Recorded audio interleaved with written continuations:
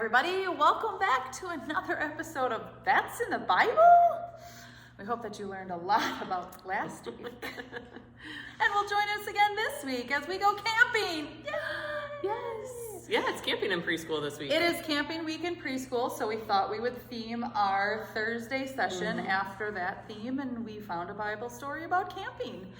So our Bible story this week starts with Deborah and Barak, right? So we're going to summarize that part and then get to the juicy stuff, right? Because we want you guys to know that, yes, this is in the Bible.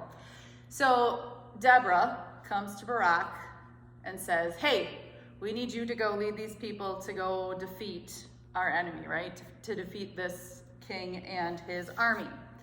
Barak says, no, I can't go. I can't go without you. I can't go. I can only go if you go, Deborah. So another needy man. Oh, I can't go. I can't.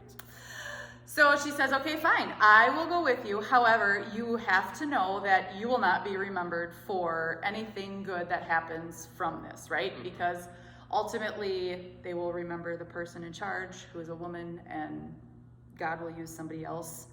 You will not be remembered. Okay, so what happens is they go, Deborah goes with them. They defeat the army, right? They win, except the enemy's leader escapes, gets away. He's on the loose. But never fear, they're going camping. They're going camping. Or at least setting up camp or a tent somewhere, right? Okay, that's where our story picks up because yes, folks, this is in the Bible. Listen carefully. Not only is it in the Bible, this is literally my favorite Bible story. I have concerns. So if you would like to follow along, this story can be found in Judges chapter 4, starting at verse 17. So Sisera, who's our bad guy, Sisera, however, fled on foot to the tent of Jael, the wife of Heber the Kenite, because they were friendly relations between Jabin, king of Hazar, and the clan of Heber the Kenite. Got all that? Following our family line here. Jael went out to meet Sisera and said to him, "Come in, my lord, come right in, don't be afraid." So he entered her tent, and she put a covering over him. "I'm thirsty," he said. "Please give me some water." She opened a skin of milk, gave him a drink, and covered him up. "Stand in the doorway of the tent," he told her. "If someone comes by and asks you, 'Is anyone here?' say no." But Jael, Heber's wife, picked up a tent peg and a hammer and went quietly to him while he lay fast asleep, exhausted. She drove the peg through his temple into the ground, and he died. Barak came in pursuit of Sisera, and Jael went out to meet him, and she said, "Come, I will show you the man you're looking for." So he went in with her, and there lay Sisera with the tent peg through his temple, dead. Gee, your favorite Bible story, It huh? is. It's just another one of those examples of one, don't let anybody tell you that the Bible is boring. Right. Like there are story after story in the Bible of, that's in the Bible? Like, there is just so many interesting stories that are in there, but it also just goes to show how God's plan is always fulfilled, even when we as humans muddy it up and make it so that it seems like it's not going anywhere. Okay, so two things from this story. One, be careful who you go camping with. Very careful. You might just end up with a tent peg in your side of your head. And two, stop doubting God.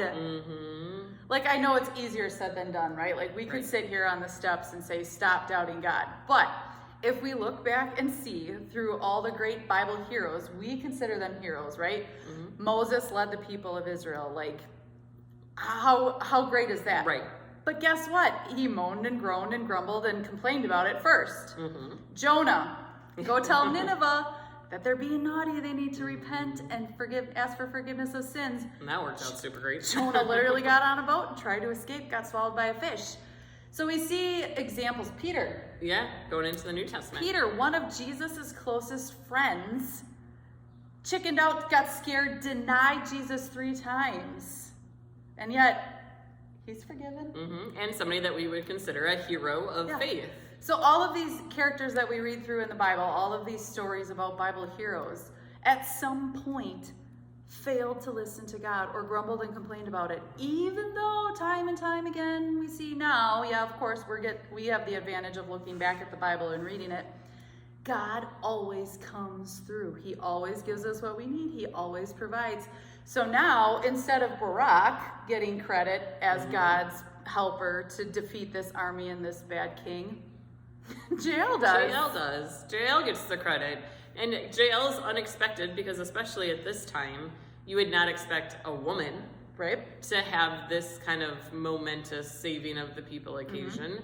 And two, she's unexpected because she's not really part of the narrative at all up until this point. She's not Deborah, the prophetess that we know. She's not a king. She's married to somebody of status, but that's about it. And so God is using unexpected people in unexpected ways, tent pegs, to complete his mission so that his people could be saved, so that the Messiah could come. So the result of her putting the tent peg in his head is what, Jamie? Is that then the hand of the Israelites could grow stronger and stronger. If you read one more verse, it talks about that the Israelites just continued to grow stronger and stronger, thus continuing the line in preparation for Jesus to come at some point in time. And yes, that's in the Bible. It is in the Bible. So yes, takeaway today, careful who you're Careful who you with. camp with. Also, trust God. Yep. He will always come through. Because once again, we see that in the Bible. All right, well, we hope you join us next week as we learn about more crazy, weird, obscure stories that are in the Bible. That's in the Bible?